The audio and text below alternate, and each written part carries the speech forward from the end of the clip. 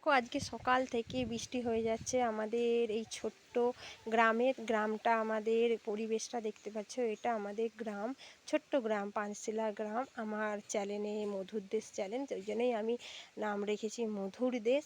কারণ দেশের মতন এত সৌন্দর্য প্রকৃতি তোমরা কোথাও দেখতে পাবে না। দেখতে পাচ্ছ, এই দেখো আমাদের ওই যে দেখতে পাচ্ছ পুকুরটা, ওই পুকুরটা হচ্ছে আমাদেরই পুকুরের পাশে এই দেখতে পাচ্ছ, দেখো ও বাঁশ বাগান দেখতে পাচ্ছ তোমরা। ওই বাঁশ বাগানগুলো টোটাল, ওই যে বাঁশ বাগান, ওগুলো হচ্ছে আমাদেরই বাঁশ বাগান।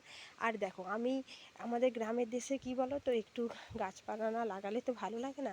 দেখো আমি আমাদের গাছপালা লাগিয়েছি, দেখো পুঁই শাক গাছ লাগানো আছে, এখানে ঝিঙে গাছ লাগিয়েছি। দেখো এখানে ঝিঙে ফলতে আরম্ভ হয়ে গেছে।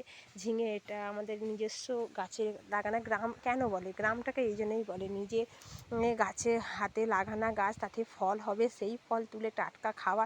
এরকমই কোথায় বা পাওয়া যায়।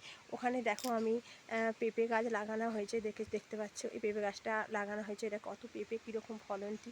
এখানে দেখো আমি শসা গাছ লাগিয়েছি, শসা গাছগুলো এখনও ছোট, বড় হয়নি, আস্তে আস্তে বড় হচ্ছে। এগুলো নিজের আমার হাতে লাগানো। তোমাদের কেমন লাগছে এই প্রকৃতি, সেটা আমাকে প্লিজ কমেন্টে জানাবে।